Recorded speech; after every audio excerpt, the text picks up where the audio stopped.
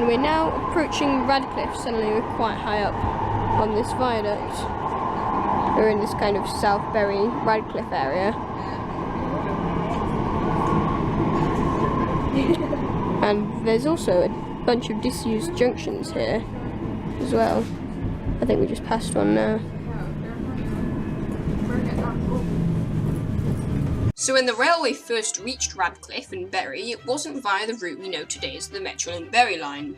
The line to Bury originally started at Clifton, separating from the Bolton-Chorley-Preston line and meeting today's line just north of today's Radcliffe Metrolink stop, at a station known as Withens Lane, which is now disused. In 1879, a second route via Cheetham Hill opened, by which time Withens Lane was already closed.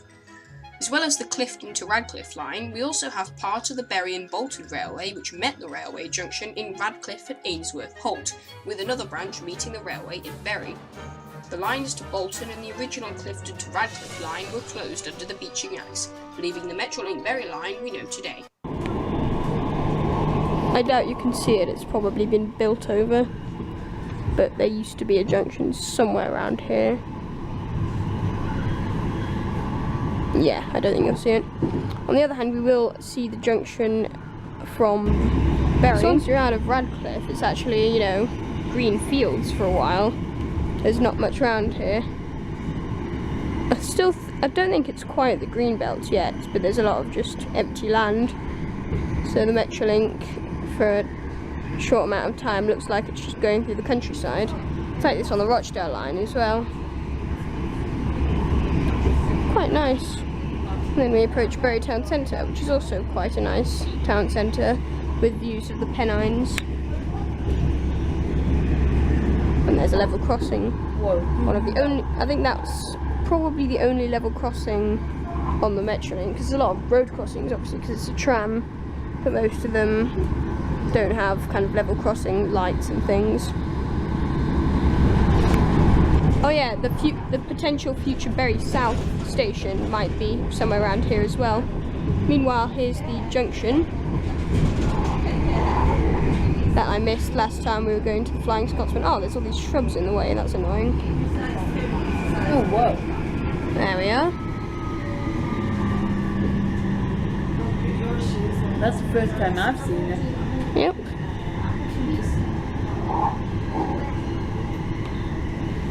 And now we pass underneath the Heritage Railway.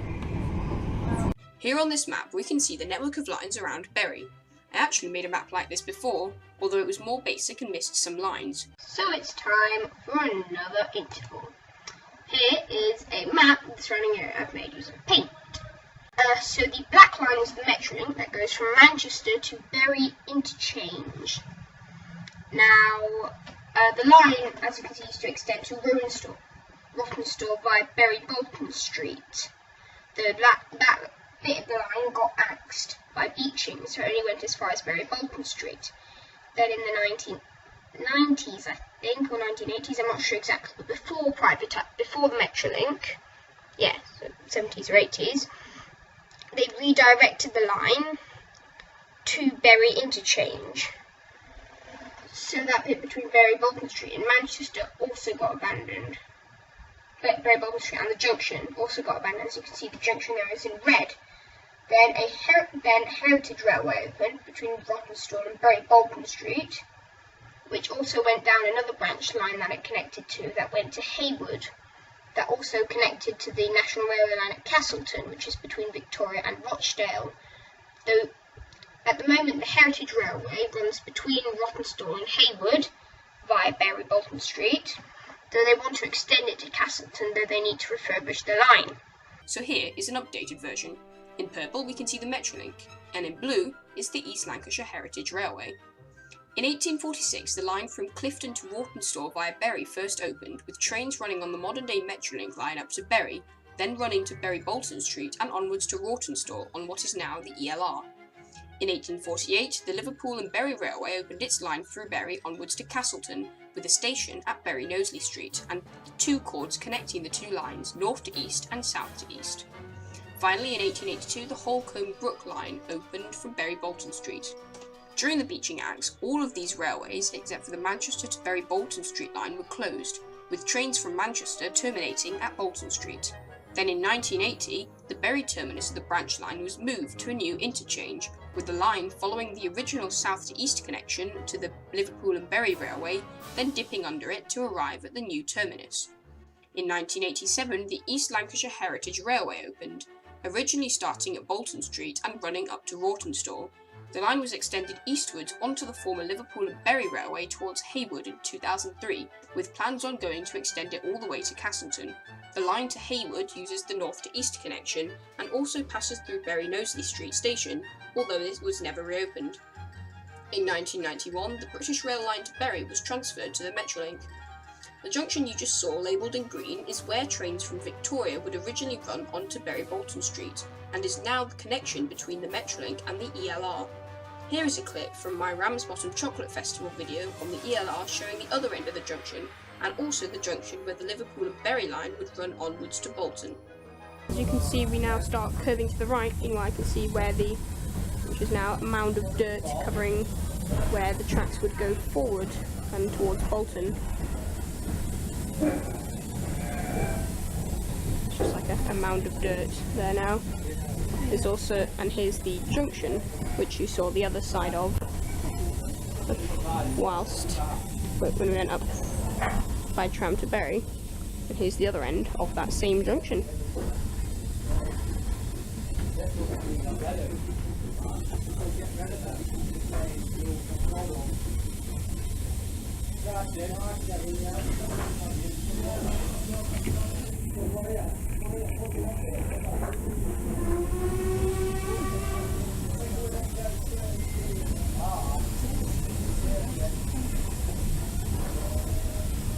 And now we pass under the Heritage Railway. There's the Heritage Railway Bridge. So we're now out of the lovely green space and into Bury Town Centre. Here we are at Clifton. The Bury line originally separated from Clifton. Here's a map. As I mentioned earlier, the Bury line originally started here on the Manchester-Bolton line, meeting the current Bury line just north of Radcliffe, with 3 intermediate stations: Molyneux Brow, Bringley Road and Radcliffe Bridge.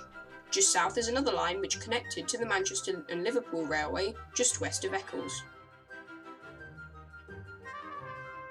And yes, you've guessed it, it's time for another interval.